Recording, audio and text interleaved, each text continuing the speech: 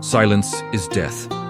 In an age where attention is more expensive than pure gold, the most terrifying thing is not being hated, but being forgotten. A man standing in the middle of a market shouting crazed words will capture the eyes of 1,000 people, while the wise man, sitting silently in a dark corner, only gathers the dust of time. The paradox lies in the fact that humans always crave peace, but are only exhilarated when witnessing war. A friendly handshake on the front page of a newspaper will go unread, but a scandal, a declaration of war, or a bloody public denunciation will cause servers to overload from the traffic. The human brain is programmed to hunt for conflict, because millions of years ago, conflict meant a risk to survival. Today, that instinct has become a gold mine for those who know how to pull the strings. Look closely at the most powerful empires, and you will see they never stand alone. There is always a duo, a classic confrontation reigning at the summit. Soft drinks have black and blue. Operating systems have the apple and the robot. Politics has the left wing and the right wing. Superheroes have villains. Why not destroy the opponent to monopolize the market? That naive thinking is only for amateurs. Experts understand perfectly that a monopoly is a lightning rod, a target for all scrutiny, jealousy, and legal punishment. But a duopoly, a power tripod, or a match-up between equal rivals is a perfect play to blind the world. When there is a worthy enemy, the narrative is no longer about how this business is picking our pockets, it shifts to which side will win. Attention is diverted from the essence of profit to the emotion of winning and losing. The psychological mechanism here operates based on identity through negation. It is very difficult for humans to know who they are, but very easy to know who they are not. By pointing a finger at an enemy, the boundaries of the self become clear. Loving a brand or an ideology is sometimes not because it is so good, but because of a bitter hatred for the opposing side. Radical loyalty is built on a foundation of fear and artificial enmity. Those in control understand this better than anyone. They create a villain to play the hero, or make a secret deal to play the roles of two gladiators on a high stage. The crowd below cheers, bets, curses, and defends their idols until their throats are dry, completely unaware that the entrance fees, advertising money, and souvenir sales all flow into the same pocket, or are shared fairly after the velvet curtain closes. Look at how the media operates. Two newspapers or two news channels curse each other from morning till night, their viewpoints as opposite as fire and water. One side worships freedom, and the other promotes order. The crowd is split in two, plunging into an endless keyboard war. But look at the actual owners. Look at the flow of advertising money. Both channels belong to giant media corporations that share shareholders, or at the very least, both benefit from the polarization of society. Polarization creates traffic. Traffic creates money. If everyone were of one mind and in harmony, news would become as bland as plain water. No one clicks on a headline titled, "Everyone is happy today." There must be outrage. There must be injustice. There must be an enemy to vent anger upon. And so, enemies are molded and inflated to become dangerous and formidable, stimulating the adrenaline of the bored masses. The business market is just as brutal and hypocritical. When two giants declare a price war or launch campaigns to disparage their rivals, people think consumers benefit.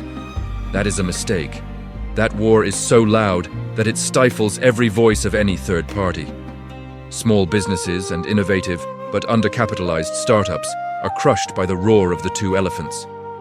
The media space is completely occupied. On the shelves and in the minds of customers, only option A or B remains. Options C, D, and E die in the cradle because no one knows they exist. The price war is merely a feint. After clearing out the smaller competitors, the two giants will quietly raise prices again, or shake hands to establish a new price floor. Market share is redistributed, neat and clean. The greatest enemy turns out to be the most devoted path clearer. Without an opponent, how could there be an excuse to raise capital? How could there be a reason to force employees to work at 200% capacity for the survival of the company? Step into the office environment, and this play becomes even more sophisticated. Two department heads bicker over every little thing, competing for the favor of the CEO. The employees below are forced to pick a side, living in a constant state of tension. But observe closely the closed-door meetings and private parties. Those two enemies still clink glasses and exchange interests. Their confrontation creates a balance of power, reassuring the CEO that no one can overthrow them, while simultaneously wringing the labor out of employees under the guise of competition. Even when one of them is promoted, the other is usually not fired but becomes a powerful right-hand man. Because they understand each other. They share the same frame of reference. They know each other's tricks better than any outsider. An alliance built on the understanding of schemes is 1,000 times more sustainable than a naive friendship based on morality. In love or social relationships, it is not much different. There are couples or groups of friends who exist only because they badmouth a third party. A common enemy is a premium-grade adhesive. Two strangers can become soulmates after just one afternoon of cursing a bad boss or a flirtatious colleague together.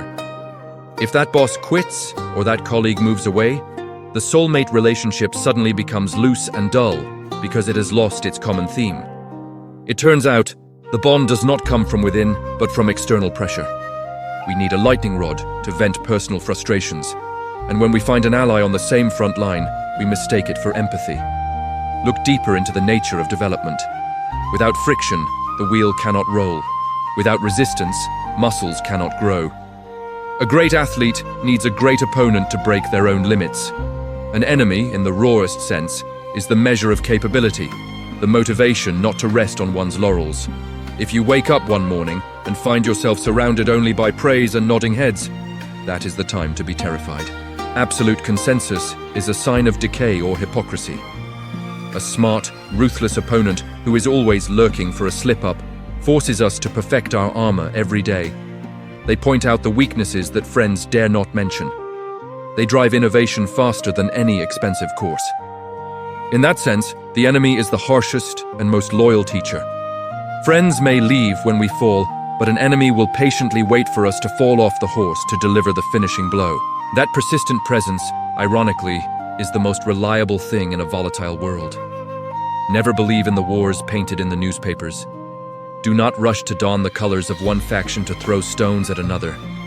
Take a step back, squint your eyes, and look through the thick dust of the artificial battlefield. Search for the strings of interest connecting both ends of the front line.